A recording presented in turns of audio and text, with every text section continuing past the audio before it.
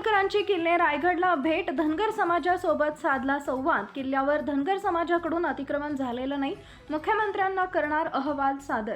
किल्ले रायगडावरील काही अतिक्रमण हटवण्यात यावे यासाठी प्रशासनाकडून तेथील रहिवाशांना नोटीस बजावण्यात आल्या होत्या. या पार्श्वभूमीवर भाजपचे आमदार गोपीचंद पडळकर यांनी आज किल्ले रायगडावर येऊन तिथल्या धनगर समाजाच्या वस्तीवरती भेट देऊन पाहणी करत संवाद साधला. त्यांच्या समस्या जाणून घेतल्या. यानंतर या नोटीस राज्य सरकारनं दिल्या नसून त्या स्थानिक जिल्हाधिकाऱ्यांकडून आलेल्या आहेत. कुणाच्या सूचनेनुसार या नोटीस देण्यात आल्या याचा खुलासा जिल्हाधिकाऱ्यांनी करावा अशी मागणी इथला अहवाल आपण मुख्यमंत्र्यांना सादर करणार आहोत असं स्पष्ट केलंय. पुरातत्व आणि वन विभागाचे जन्म होण्याआधीपासूनच धनगर समाजाचं वास्तव्य गडावर असल्याचं देखील त्यांनी स्पष्ट केलंय. नोटिसा दिलेल्या ह्या सरकारच्या मार्फत एखाद्या राजकीय दृष्टिकोनातून कुणी माननीय वरिष्ठ नेत्यांनी सूचना देऊन नोटिसा दिल्या तर तो भाग वेगळा. त्याला माहीतच नाही ना वरिष्ठ लोकांना. आता मी जेव्हा माहिती घेतली तेव्हा अधिकाऱ्यांनी सांगितलं की कलेक्टरनी दिलंय. मग कलेक्टरना कुणी सूचना दिल्या हे कलेक्टरनी स्पष्ट करायला पाहिजे ना. किंवा त्यांनाच वाटलं ही घरं काढली पाहिजेत, जवळच्या कोणाला द्यायचं आहे, त्यांना कुणी सांगितलं, काय झालं ह्याच्याबद्दलची स्पष्टता कलेक्टर साहेब देतील. कारण हे काय पहिले कलेक्टर नाहीत, रायगडमध्ये आले आणि मग ह्या लोकांनी अतिक्रमण केलं ते काढायचं. अरे पूर्वीपासून आहे. महाराष्ट्राची निर्मिती 1960 झाली, भारत स्वतंत्र 1947 झाला. अरे महाराजांच्या काळापासूनची लोक आहेत. तुमचं पुरातत्व विभागाचा जन्म कधी झालाय त्याचं साल काढा, त्याच्या पूर्वीची लोक आहेत. वन विभागाचा जन्म होण्यापूर्वीची लोक आहेत. वन विभागाचे लोक खाली कारवाई करतायत, महाद्वारापासून खाली पायथ्यापर्यंत, आणि वर लोक हे पुरातत्व विभागाची लोक कारवाई करतायत. आणि म्हणून सरकार हे अशा पद्धतीनं करणार नाही. मी आज इथून गेल्याच्या नंतर माननीय राज्याचे मुख्यमंत्री महोदय यांच्यापर्यंत हा सविस्तरपणे अहवाल मी देणार आहे. इथल्या लोकांची मागणी, इथल्या लोकांची भूमिका आणि यांचं इथलं योगदान हे माननीय मुख्यमंत्री महोदयांच्या कानावरती मी 100% घालतो.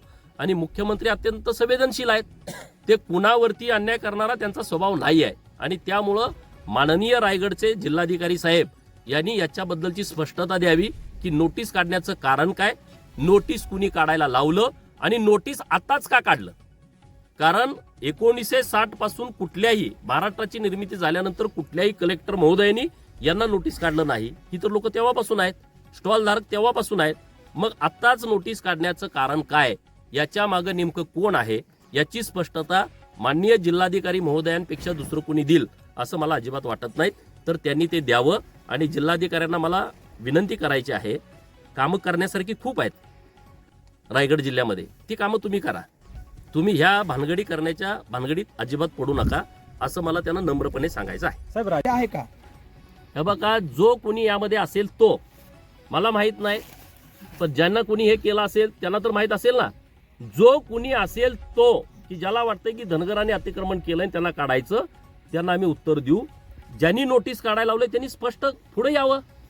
अधिकाऱ्यांच्या आडून लढायची आवश्यकता नाही ना. आणि हे शिवाजी महाराजांच्या विचाराला पटणारी गोष्ट आहे का.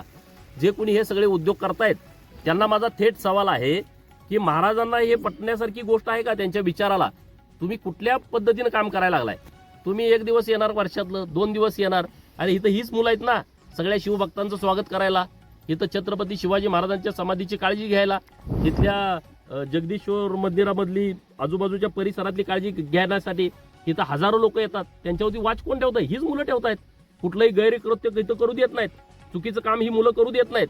त्यामुळं ह्या मुलांच्यासाठी इथल्या आमच्या आई बहिणी अरे एवढं सगळं इथं शिवभक्त म्हणून काम करतायत, तर त्यांचं प्रोटेक्शन करणं तुमचीही जबाबदारी आहे. तुम्हाला ते जमणं शक्य नसेल आम्ही करू. जातोय का किंवा अतिक्रमण काढून या अतिक्रमणाचे 2 प्रकार आहेत.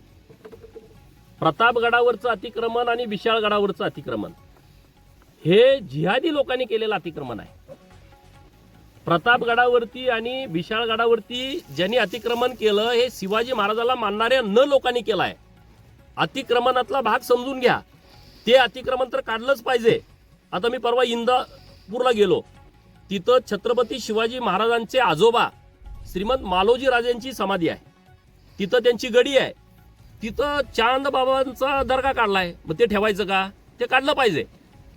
आज आम्ही शिवाजी महाराजांचे वारस आहोत, शिवाजी महाराजांच्या विचाराचे वारस आहोत.